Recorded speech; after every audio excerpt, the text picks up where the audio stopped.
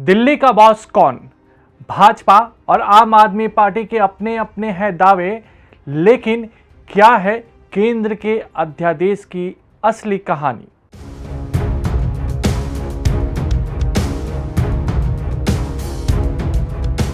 सियासी उठापटक है या चुनावी चाल? नेताओं के बोल और इरादों में क्या है अंतर? राजनीतिक दंगल में कौन किस पर है भारी? हर सियासी दांव की इनसाइड स्टोरी प्रजातंत्र। नमस्कार, प्रभा साक्षी के खास कार्यक्रम प्रजातंत्र में आपका स्वागत है। मैं हूं आपके साथ अंकित सिंह। पिछले दिनों सुप्रीम कोर्ट ने बड़ा निर्णय लेते हुए दिल्ली में अफसरों के ट्रांसफर पोस्टिंग पर नियंत्रण राज्य की चुनी हुई सरकार को दे दिया था। यह केजरीवाल सरकार के लिए बड़ी जीत थी, साथ ही साथ केजरीवाल सरकार की ताकत में इजाफा करने वाली थी। हालांकि केंद्र सरकार ने सुप्रीम कोर्ट के आदेश को पलटने वाला एक अध्यादेश जारी कर दिया। इसे राष्ट्रीय राजधानी क्षेत्र दिल्ली संशोधन अध्यादेश 2023 का नाम दिया गया। इस अध्यादेश के तहत किसी भी अधिकारियों के ट्रांसफर और पोस्टिंग से जुड़ा अंतिम निर्णय लेने का हक एक बार फिर से उपराज्यपाल के पास आ गया। इसका मतलब इस अध्यादेश के बाद एक बार फिर से पावर उपराज्यपाल के पास ही आ गया है। केंद्र के इस अध्यादेश के बाद अरविंद केजरीवाल लगातार भाजपा की सरकार पर हमलावर हैं। इतना ही नहीं, उन्होंने 23 जून को पटना में होने वाले विपक्षी दलों की बैठक से पहले साफ तौर पर कह दिया है कि केंद्र का अध्यादेश इसमें बड़ा मुद्दा होने वाला है और इसी पर सबसे पहली चर्चा की जाएगी। केजरीवाल इसे तानाशाही रवैया बता रहे हैं। वह इस अध्यादेश के खिलाफ विपक्षी दलों का समर्थन भी जुटा चुके हैं। हालांकि कांग्रेस से उन्हें यह समर्थन नहीं मिला। यही कारण है कि केजरीवाल और जबरदस्त तरीके से कांग्रेस पर निशाना साध रहे हैं। केजरीवाल ने तो ये तक कह दिया है कि दिल्ली में अध्यादेश तो एक प्रयोग है, अगर ये सफल होता है तो भाजपा इसे उन राज्यों में लागू करने की कोशिश करेगी जहां विपक्षी दलों की सरकार है। केजरीवाल ने तो ये भी कह दिया है कि भाजपा चोर दरवाजे से दिल्ली पर राज करना चाहती है। भारतीय जनता पार्टी ने ऐसा षड्यंत्र रचा है कि अब अफसर जो है वो चुनी हुई सरकार के ऊपर होंगे। क्यों? क्योंकि उन अफसरों के ऊपर केंद्र सरकार का कंट्रोल है। केंद्र सरकार उन अफसरों को कंट्रोल करती है, किसी को भी ट्रांसफर कर सकती है, किसी को सस्पेंड कर सकती है। कि अफसरों के ऊपर केंद्र सरकार का कंट्रोल है और अफसर जो है वो मंत्रियों के ऊपर बैठेंगे। तो जैसे किसी भी डिपार्टमेंट में मंत्री जो है वो अगर कोई आदेश देगा तो अफसर डिसाइड करेगा कि आदेश सही है कि गलत है। अगर अफसर को लगता है कि आदेश सही नहीं है, अगर वो तो ये बहाना मार के कि वो अफसर आदेश सही नहीं है, वो अफसर आदेश मानने से इनकार कर सकता है। सरकार कैसे चलेगी ऐसे? इसके पहले एक फ़ाइल आई मेरे पास 15 दिन पहले, लास्ट वीक ऑफ मई में।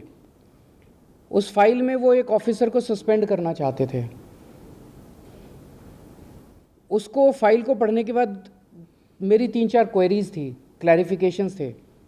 तो मैंने फाइल पे लिखा कि ये 3-4 मेरे क्लैरिफिकेशंस हैं और इनका जवाब दिया जाए। उसके बाद मैं बताऊंगा कि मीटिंग किस दिन होगी, कितने बजे होगी और कहाँ होगी। वो 3 या 4 क्लैरिफिकेशंस क्वेश्चंस मैंने लिख के फाइल पे भेजे। वो फाइल मेरे पास फिर वापस नहीं आई। वो फाइल सीधे एलजी के पास चली गई और उस फाइल पे लिखा गया कि अथॉरिटी के 3 मेंबर में से 2 मेंबर्स की सहमति हो गई है, 1 मेंबर की सहमति नहीं है, इसीलिए इसको अप्रूव कर।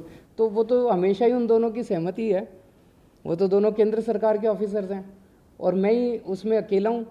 तो मतलब मैं अगर कोई उस मीटिंग के अंदर क्वेरी भी करता हूँ, क्लैरिफिकेशन भी मांगता हूँ, तो मेरी क्लैरिफिकेशन के जवाब भी देने की ज़रूरत नहीं है। तो वो एलजी साहब के पास उन्होंने फाइल भेजी। एलजी साहब ने लिख दिया कि ऑफिसर को सस्पेंड कर दिया जाए। ऑफिसर को सस्पेंड कर दिया गया। मेरे पास ना ऊपर जाते टाइम फाइल आई, ना नीचे जाते टाइम फाइल आई। मेरे पास तो जब फाइल आई मैंने उस पर क्वेरी रेज की और क्वेरी के बिना जवाब दिए उन्होंने एलजी से अप्रूवल। फिर अथॉरिटी की ज़रूरत क्या यार? तो ये दिखाता है, ये सारी चीज़ें हम सुप्रीम कोर्ट लेके जाएंगे और हमें पूरी उम्मीद है, सुप्रीम कोर्ट से भी उम्मीद है और सारी पार्टियों से भी उम्मीद है कि अगर सुप्रीम कोर्ट में भी मिलेगी, राहत मिलेगी और अगर राज्यसभा में, संसद में बिल आता है तो उसको जीतने नहीं देंगे। क्या है भाजपा का दावा? दूसरी ओर भाजपा का कहना है कि सुप्रीम कोर्ट के फैसले की आड़ में अधिकारियों को डराया धमकाया जा रहा था। केजरीवाल सरकार अपनी शक्तियों का दुरुपयोग कर रही थी। दिल्ली की गरिमा बनाए रखने और लोगों के हितों की रक्षा के लिए यह अध्यादेश आवश्यक था। इतना ही नहीं, भाजपा ने साफ तौर पर कहा है कि केजरीवाल अधिकारियों पर दबाव डालकर भ्रष्टाचार के मामले को बंद करा सकते थे, इसलिए यह अध्यादेश बेहद जरूरी था। आपको बता दें कि भाजपा केजरीवाल सरकार पर भ्रष्टाचार के कई आरोप लगा रही है। फिलहाल केजरीवाल सरकार के 2 मंत्री मनीष सिसोदिया और सत्येंद्र जैन भ्रष्टाचार के मामले में जेल में बंद है। हालांकि ये दोनों अब इस्तीफा दे चुके हैं। भ्रष्टाचार का कंट्रोल दिल्ली का मुख्यमंत्री अपने हाथ में चाहता है। यही कारण है कि जैसे ही ये नियम बदला, अगर कुछ नहीं किया था तो जो अधिकारी जांच में लगे हुए थे, कागज जुटाने में लगे हुए थे, विजिलेंस के इंचार्ज थे, चीफ सेक्रेटरी दिल्ली के एडमिनिस्ट्रेशन मैनेज कर रहे थे, आते ही आपने तत्काल निर्णय से उनको हटाने का प्रयास क्यों किया? यानी आप अपने पद का, कुर्सी का और नियम की एब्सेंस का फायदा उठाते हुए दिल्ली की जनता को और दिल्ली को ही नहीं बल्कि देश को नुकसान पहुंचाने का काम कर रहे हैं।